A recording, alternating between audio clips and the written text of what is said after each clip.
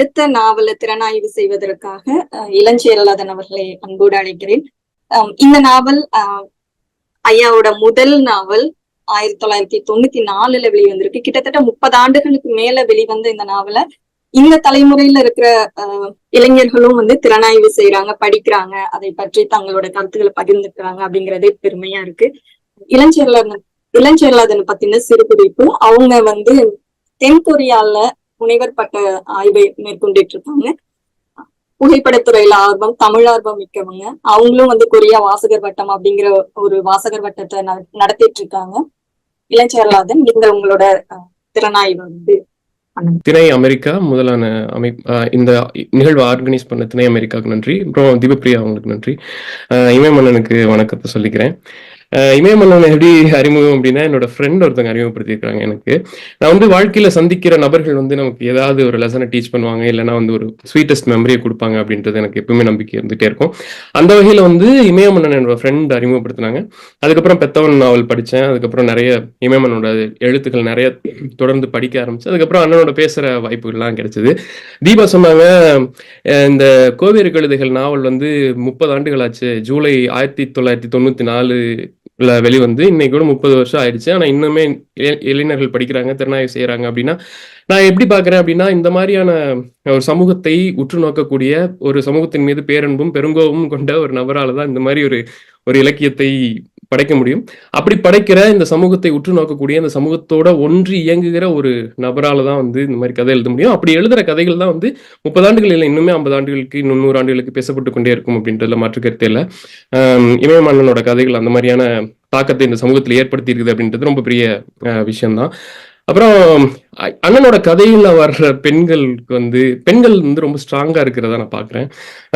அவங்களுக்கு ஃபெமினிசம்னா தெரியாது, திராவிடியனிசம் தெரியாது, சோசியாலஜி என்னன்னு தெரியாது, எதுவுமே தெரியாது.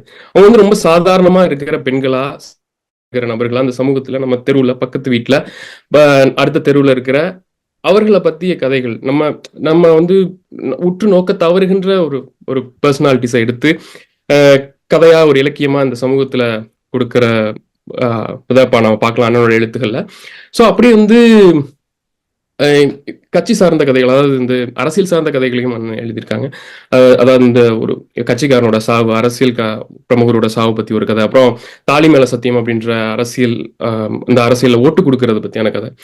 இதெல்லாம் நான் எப்படி பாக்குறேன் அப்படின்னா, ஒரு அரசியல் கட்சியோட இருந்துகிட்டு அந்த கட்சியோ இல்ல சில அரசியல் இயக்கங்கள் செய்கிற விஷயத்த நான் ஒரு இலக்கியவாதி, ஆனா அரசியல் வேற, என்னோட இலக்கியம் வேற, என்னோட எழுத்து வேற அப்படின்னு சொல்ற தைரியம் இருக்குல்ல, அது ரொம்ப ரொம்ப ஆச்சரியப்படுத்துச்சு என்ன. ஸோ இந்த கதைக்கு வரணும்னா, இந்த கதை கோவேறு கழுதைகள் என்னத்தை பத்தி பேசுது அப்படின்னா, இந்த வண்ணார் சமூகத்தின்ல இருக்கக்கூடிய அந்த மக்களினுடைய அவலங்களை, அவர்கள் சந்திக்கின்ற சமூக ஏற்றத்தாழ்வுகளை, அவங்க சந்திக்கிற வன்முறைகளை பற்றி பேசுற ஒரு நாவல். இந்த கோவேறு கழுதைகள்ல ஆரோக்கியம் அப்படின்றதுதான் அந்த பெண் தான் இந்த கதையோட ஹீரோயின். ஒரு ஸ்ட்ராங்கஸ்ட் விமன். அவங்களோட ஹஸ்பண்ட் பேர் சௌரி. அப்புறம் அவங்களுக்கு 3 பசங்க, மேரி, பீட்டர், ஜோசப் அப்படின்ட்டு. ஜோசஃபோட ஒய்ஃப் தான் சகாயமை. ஸோ இவங்க சந்திக்கிற இந்த ஒரு சின்ன ஃபேமிலி, அவங்க ஒரு வண்ணார் சமூகத்தை சார்ந்தவங்க, அவங்க சந்திக்கிற அவலங்களை பத்தி பேசுற நாவல் தான் கோவேறு கழுதைகள். இவங்க எப்படின்னா, இந்த வண்ணார் சமூகம் இந்த நாவல் எப்படி பயணிக்குது அப்படின்னா, இவங்க செய்யற தொழில் என்னென்ன செய்யறாங்க, இவங்களோட டே டு லைஃப் எப்படி இருக்கு, இவங்க என்னென்ன வகைகள்லாம் அந்த சமூகத்துல அங்கம் வகிக்கிறாங்க அப்படின்றது சொல்றாங்க. முதல்ல இந்த சாவு வீட்டுல நடக்கிற காரியங்களை செய்யறது. ராமசாமின்னு ஒருத்தர் இருப்பாரு, அவங்களோட அம்மா ராமாயி அப்படின்ட்டு. அவங்க அந்த ராமாயி இறந்து போயிடுவாங்க. அவங்க ரொம்ப வயசாகி கொள்ளுப்பேத்தி எல்லாம் எடுத்து இறந்து போயிடுவாங்க. அவங்களோட சாவு வீட்டுக்கு இந்த ஆரோக்கியமும் அவங்களோட ஹஸ்பண்ட் சௌரியும் 2 பேரும் போவாங்க. அவங்க போய் அங்க என்னென்ன வேலைகள்லாம் செய்யறாங்க, அவங்க என்னென்ன அவமரியாதை செய்யப்படுறாங்க. ஒரு வீட்டுல ஒரு சாவு நடக்குது.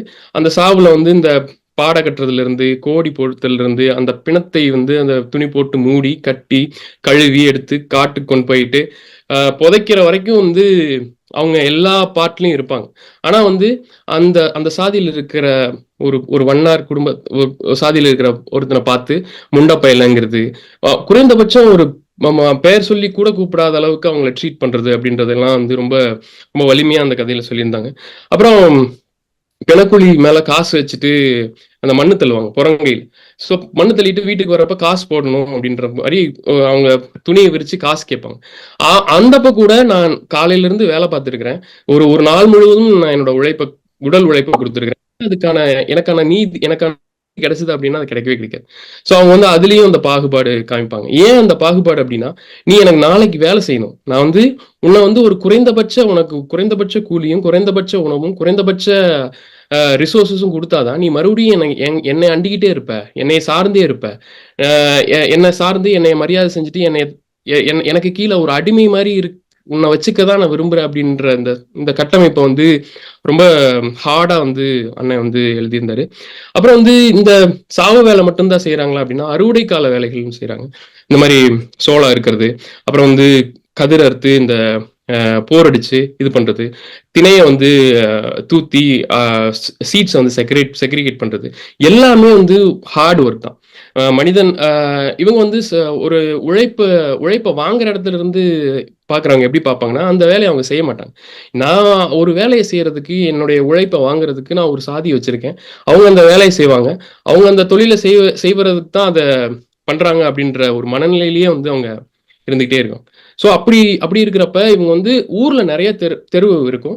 ஒரு தெரு முழுச அந்த தெரு முழுக்க இருக்கக்கூடியவங்க கிட்ட நிலம்லாம் இருக்கும்.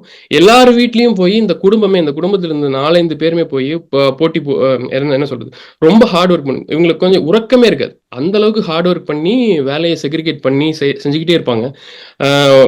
ஐயோ டைம் ஆயிடுச்சு, இவங்களோட செய்யணுமே அவங்களோட செய்யணுமே தான் அந்த தாட் மட்டும்தான் இருக்குமே ஒழிய, நமக்கு எவ்வளவு கிடைக்கும், நம்மளோட உணவு தேவையை இது பூர்த்தி செய்யுமா, நம்ம சோறு நம்ம வந்து வயிறு நிறையுமா, நமக்கு இவங்க வந்து உணவு தருவாங்களா, நமக்கு இவங்க எவ்வளவு உணவு தருவாங்க அப்படின்ற தாட்லாம் இருக்காது.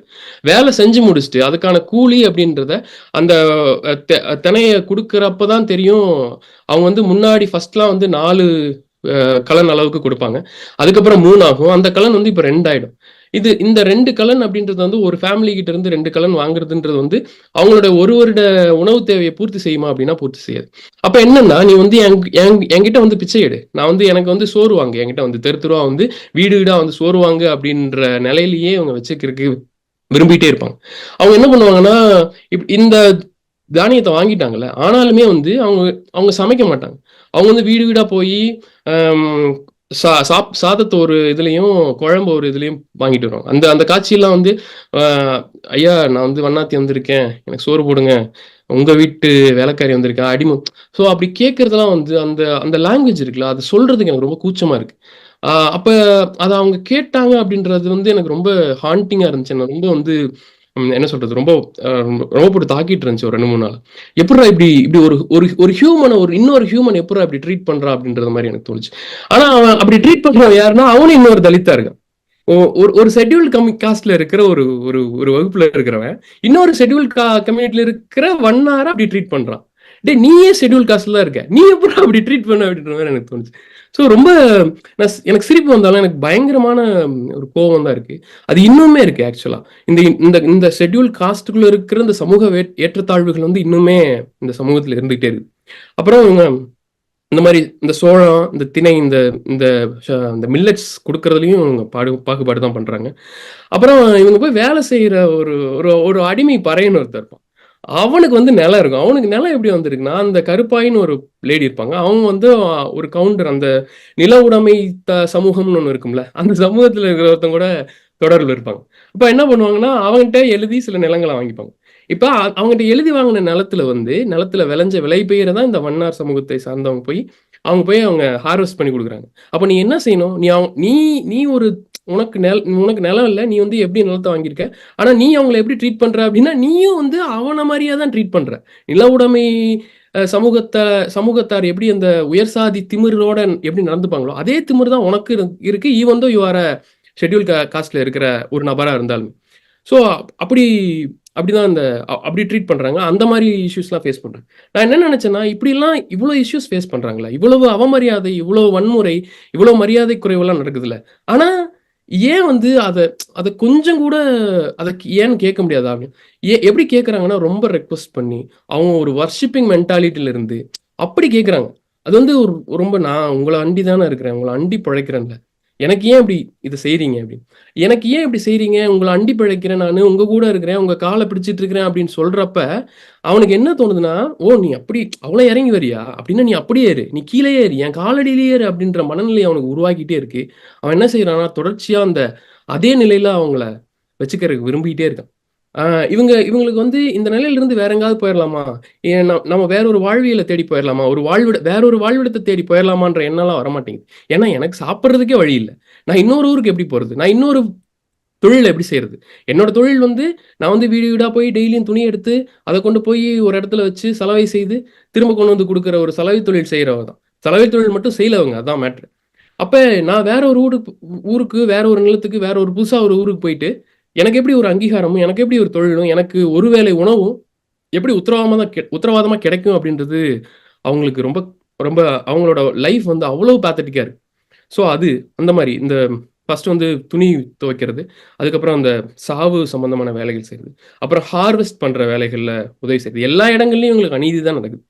அப்படி அப்புறம் என்ன ஆகுதுன்னா, இந்த சகாயம் வந்து அந்த ஜோசப்புடைய மனைவி இருக்காங்களா, அவங்க வந்து ஊர்ல வந்து அவங்க ஃபேமிலி வந்து கொஞ்சம் கடை ஓரளவுக்கு ஒரு நல்ல நிலைமையில இருப்பாங்க. அவங்க என்ன பண்ணுவாங்கன்னா, அவங்களுக்கு வந்து இங்க வீடு வீடா போய் இந்த சாப்பாடு கேட்கறது, துணி துவைக்கிறதுக்கு போறது, இல்லைன்னா இந்த மாதிரி வேலைகளுக்கு போறது அவங்களுக்கு ரொம்ப பிடிக்காது. அதனால என்ன பண்ணுவாங்கன்னா, அவங்கள கணவனை கூட்டிட்டு வேற அவங்க சின்ன சேலத்துக்கு போயிடுவாங்க, வேற ஊருக்கு போயிடுவாங்க இந்த ஃபேமிலியை விட்டுட்டு. ஜோசப்பும் அவங்களோடயே போயிடுவோம். அப்ப இவங்களோட மகள் ஒருத்தவங்க இருப்பாங்க, மேரின்ட்டு. அவங்களுக்கு ஒரு 13, 14 வயசு தான் இருக்கும். ஒரு நாள் வந்து ஆரோக்கியம் வந்து உடம்பு சரியில்லாம படுத்துருவாங்க. ஸோ இப்ப உடம்பு சரியில்லாம படுத்தோடனே அடுத்து யார் வந்து இந்த வேலையை செய்யறது, சலவை தொழிலை செய்யறது அப்படின்னா, இந்த சௌரி இருக்கார்ல, அவங்களோட ஆரோக்கியத்தோட ஹஸ்பண்ட் இருக்காங்கல்ல, அவர் வந்து ரொம்ப பெருசா அதுல எல்லாம் எதுலையுமே இன்வால்வ் ஆகிக்க மாட்டார். நம்ம வந்து இந்த மாதிரி ஒரு நிலையில இருக்கிறோம், அதெல்லாம் அவருக்கு பெரிய ஒரு ஒரு இதுவாகவே இருக்காது. அவர் ஒரு வேற ஒரு உலகத்துல இருப்பார். அப்ப என்ன ஆகும்னா, இந்த மேரி இருக்காங்கல்ல, இந்த பெண் இருக்காங்கல்ல, இந்த 14 வயது குழந்தை இருக்குல்ல, அது போய் வந்து என்ன ஆகுனா, போய் துணியெல்லாம் கலெக்ட் பண்றதுக்கு போகும். அப்போ இந்த சடையன்னு ஒருத்தன் இருப்பான். அவன் என்ன பண்ணிருவான்னா, இவங்கள பாலியல் வன்புணர்வு செஞ்சிருவான். எங்க வீட்டுக்குள்ள துணி இருக்கு, வந்து எடுத்துட்டு போன்னு சொல்லி அந்த பொண்ணை வந்து இது பண்ணிடும். என்னை நீ வீட்டுக்கு விட மாட்ட, எனக்கு நீ சோறு போட மாட்ட, எனக்கான உரிமையை நீ தரமாட்ட, எனக்கான மரியாதையை நீ செய்ய மாட்ட, ஆனா என்னை ரேப் மட்டும் பண்ணுவேன் அப்படின்ற ஒரு மனநிலை இருக்குல்ல, அது என்ன மென்டாலிட்டின்னு எனக்கு தெரியல.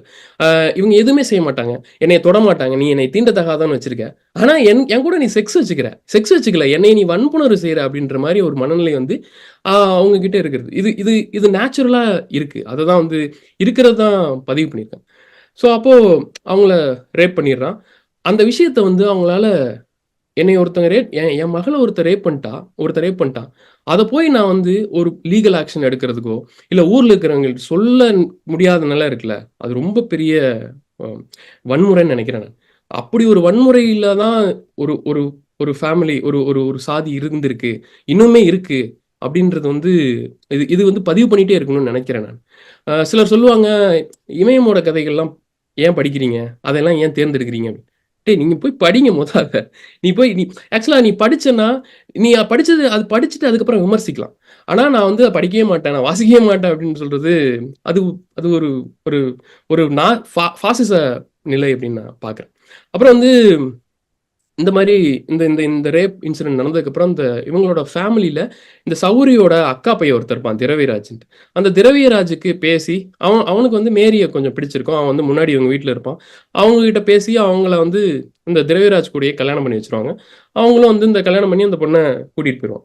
அப்புறம் இந்த திருமணம் நடத்துறது இருக்குல்ல, இப்போ எனக்கு வந்து அடுத்த வேலை சோத்துக்கு வழி இல்லாத ஒரு நபர் நான் எப்படி திருமணம் நடத்துவேன்? ஊர்ல திரும்ப போய் எல்லாத்திட்டையும், ஐயா எனக்கு என் பிள்ளைக்கு உங்க உங்க உங்க உங்க உங்க அடிமை மகளுக்கு கல்யாணம் உதவி செய்யுங்க. இதெல்லாம் சிலதெல்லாம் என்னால சொல்லவே முடியல, அவ்வளோ ஹார்ஷா இருக்கு அந்த அந்த லாங்குவேஜ். ஹார்ஷ்னா என்ன என்ன சொல்றேன்னா, அவ்வளோ வலிமையா இருக்கு.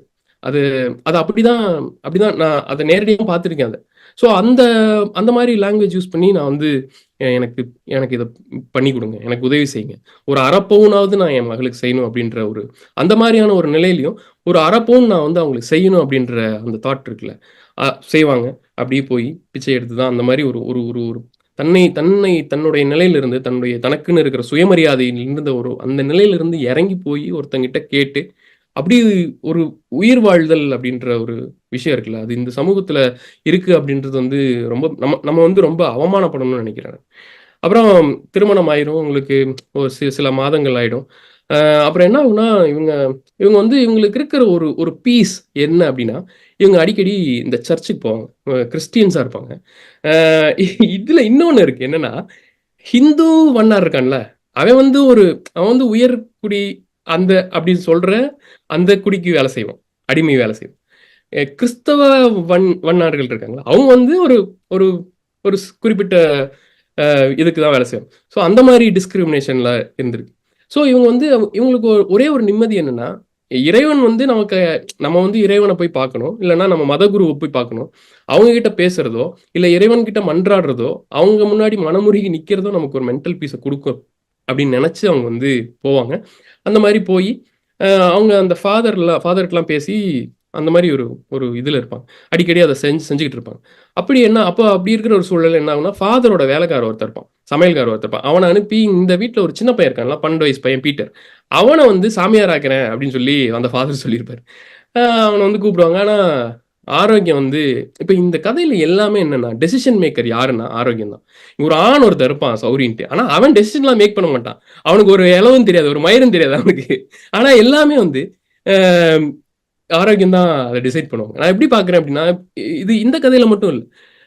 அண்ணனோட கதைகள்ல எல்லாமே வந்து பெண்கள் வந்து ரொம்ப பயங்கர ஸ்ட்ராங்கான இண்டிவிஜுவலா இருப்பாங்க. அவங்கள பார்க்குறப்ப, டேய் என்னடா அவங்களுக்குலாம் எதுவுமே தெரியாது. ஃபெமினிசம்னா என்னன்னே தெரியாது. ஆனா ரொம்ப பயங்கர ஸ்ட்ராங்கான இண்டிவிஜுவலா ரொம்ப ஃபேசினேட்டிங்கா இருப்பாங்க. நமக்கு ஆச்சரியமா இருக்கும். ஆனா அவங்க வந்து அவங்களுக்கு அவங்களுக்கு இதுல இதுல இதுல ஆச்சரியமான விஷயம் என்னன்னா, அவங்க ரொம்ப ஸ்ட்ராங்கான வுமன். அவங்க வந்து ரொம்ப பயங்கரமான ஃபேசினேட்டிங்கான வுமன் அப்படின்றது அவங்களுக்கே தெரியாது. அதுதான் அதுல வந்து ஆச்சரியம். ஸோ அப்படி. ஸோ அவங்க ஆரோக்கியம் என்ன பண்ணுவாங்கன்னா, இல்ல இல்ல என் பையன் சின்ன பையனா இருக்கான். நான் வாழ்றதே இவனுக்காக தான். அவனையெல்லாம் நான் வந்து சாமியார்லாம் ஆக்க முடியாது. நான் ஃபாதர்லாம் ஆக்க முடியாது. நான் நான் வந்து என் கூடவே வச்சுக்கிறேன் அப்படின்னு சொல்லிருவாங்க. அப்புறம் என்ன ஆகும்னா, இந்த திரவியராஜ் வந்து கல்யாணம் பண்ணிட்டு போனான்ல, அவன் அவன் வந்து ஊருக்கு போய் என்ன ஆகும்னா, அவனுக்கு விஷம் ஐ மீன் பாம்பு கடிச்சு அவனும் இறந்துருவான். இப்ப என்னன்னா, இவங்களுக்கு வந்து இந்த ஊர விட்டு, இந்த நிலைய விட்டு போறதுக்கு நெறைய வாய்ப்புகள் இருக்கும். இந்த திரவியராஜ் வந்து ஒரு நல்ல நிலைமையில இருப்பான். இவங்க அந்த ஜோசப்பும் அவங்களும் அந்த ஜோசப்போட ஒய்ஃபும் ஒரு நல்ல நிலைமையில இருப்பாங்க. நல்ல நிலைமைன்னா என்ன ஒரு காமிச்சிருப்பாங்க. அதுவே பெரிய நல்ல நிலைமைன்னு தான் சொல்லுவாரு. ஸோ அந்த அந்த ஒரு ஒரு ஒரு படி முன்னேற்றத்துக்கு கூட இவங்க வரமாட்டாங்க. இதே ஊர்ல இருப்பாங்க. இதிலேயே ஊர்ல இருக்க தான் விரும்புவாங்க. இவ்வளவு வாய்ப்புகள் கிடைச்சும், அந்த திரவியராஜ் இறந்ததுக்கு அப்புறமாவது சரி இந்த ஊர விட்டு போயிருவாங்களா அப்படின்னு நினைச்சா அப்பயும் போமாட்டாங்க. போய் அவங்க பொண்ண கூட்டிட்டு வந்து அந்த ஊர்லயே இருந்துட்டு திரும்ப சலவை தொழில் செய்யற மாதிரி தான் அந்த கதை முடியும். எனக்கு ரொம்ப ஊர விட்டு போயிருக்கலாம்ல அப்படின்னு எனக்கு தோண வச்சுட்டே இருந்துச்சு. இந்த கதை படிக்கிறப்ப எனக்கு பெருமாள் முருகன் எழுதின சேத்துமான் அப்படின்ற ஒரு கதை ஞாபகம் வந்துச்சு. அதுல வந்து என்னன்னா, இந்த பன்னிய கூறு போடுவாங்க. பன்னி ஒரு சாதி வந்து பன்னிக்கறி சாப்பிட மாட்டாங்க. அத சாப்பிடுறது வந்து அசிங்கம் அப்படின்னு. அந்த சாதிக்காரனா பன்னிக்கறி சாப்பிடுற மாரி ஒரு ஒரு கதை அது. அது படமா கூட வந்துச்சு. ஸோ இந்த பன்னி அடிக்கிற சீன் வர்றப்ப, பன்னிய வந்து பலி குடுக்குற சீன் வர்றப்ப எனக்கு அந்த கதை ரிலேட் பண்ணிக்க முடிஞ்சுச்சு. அதே மாரி தான் இவனுங்களும் பண்ணுவாங்க. ரொம்ப எக்ஸாக்ட்டா ரொம்ப 2மே ரிலேட் பண்ணிக்க முடிஞ்சுச்சு. அப்புறம் இந்த ஆரோக்கியம் இருக்காங்கல்ல, அந்த பெண்மணி வந்து ஏதோ ஒரு நம்பிக்கைய ஹோல்டு பண்ணிட்டே இருக்காங்க. நம்ம நாளைக்கு எனக்கு சோறு கிடைச்சிரும். இல்லன்னா நாளைக்கு நான் முன்னேறிருவேன். இல்ல என் பையன் இருக்கான்ல, என் பையன் என்ன காப்பாத்திப்பான். இல்ல யாரோ ஒருத்தங்க என்னை காப்பாத்துவாங்க. இல்லன்னா சாமியார் காப்பாத்துவாரு. என்னைய சாமி காப்பாத்தும். இயேசு கிறிஸ்து காப்பாத்தும்னு ஒரு நம்பிக்கைய ஹோல்டு பண்ணிட்டே இருப்பாங்க. எனக்கு எனக்கு அது ரொம்ப பெரிய ஆச்சரியமாவும், அதே சமயத்துல அது வந்து ரொம்ப வலியையும் தந்துகிட்டே இருந்துச்சு. ஏன் இத ஹோல்டு பண்ணிட்டே இருக்கணும்? ஒரு இடத்த விட்டு ஒரு மாறி போயிருக்கலாமே அப்படின்னு எனக்கு தோணுச்சு. அம் அப்புறம் அப்புறம் இலக்கியம் வந்து ஒரு சார்பு நிலைய வந்து எடுக்கவே கூடாதுன்னு நான் நினைப்பேன். இலக்கிய சார்பு நிலை வந்து எப்பயுமே ஒரு ஒரு சார்பு நிலை இலக்கியம் எடுத்துச்சுன்னா, அது இலக்கியமாவே இருக்காது. இன்னைக்கு நான் பேசிட்டு இருக்க மாட்டேன் கோவேறு கழுதைகள். அதத்தான் நான் வந்து செல்லாத பணத்திலயும் பார்த்தேன். செல்லாத பணத்துல வந்து அந்த அந்த பொண்ணு ரேவதி வந்து ஒரு பையன வந்து ரேவதி வந்து ரொம்ப நல்லா படிச்ச பொண்ணு. அந்த பொண்ணு வந்து ஒரு அண்ணா யூனிவர்சிட்டியில இன்ஜினியரிங் படிக்கிற ஒரு பொண்ணு, ஒரு ஆட்டோக்காரன லவ் பண்ணும். அ சோ இப்ப அந்த பொண்ண வந்து அவன் அ கொன்றுவான். சோ இப்ப நான் யாருக்கு சப்போர்ட் பண்றது? எந்த இடத்துல நிக்கிறது? எந்த இடத்துலயுமே நீ நிக்க நீ நான் யாருக்குமே சப்போர்ட் பண்ணல அப்படின்ற ஒரு இடம் இருக்குல்ல. எழுத்தாளன் வந்து நான் எந்த பக்கமும் என் பேனா போகவே இல்ல அப்படின்றது இருக்குல்ல. அது ஒரு மிகப்பெரிய வெற்றியா நான் பார்க்குறேன். அப்புறம் வந்து ரிசர்வேஷன்லாம் வேணான்னு சொல்றாங்கல்ல. அவங்க வந்து இந்த கதைய படிக்கணும்னு நினைக்கிறேன் நானு. ஒருவேள படிச்சா வந்து ஒரு படிச்சிருந்தா அவன் இந்த மாரி பேச மாட்டான் அப்படின்னு எனக்கு தோணுச்சு.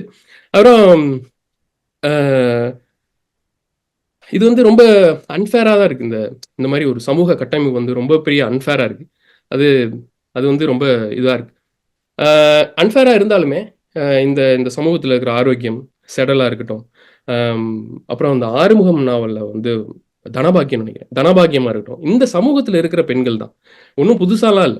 இருக்கிறத இருக்கிற மாரி சொல்லியிருக்காரு அண்ணன். நான் இப்ப சிலர் சொல்லுவாங்க இது வந்து ஒரு தலித் இலக்கியம் அப்படின்ட்டு. அதுலலாம் எனக்கு நம்பிக்கையே கிடையாது.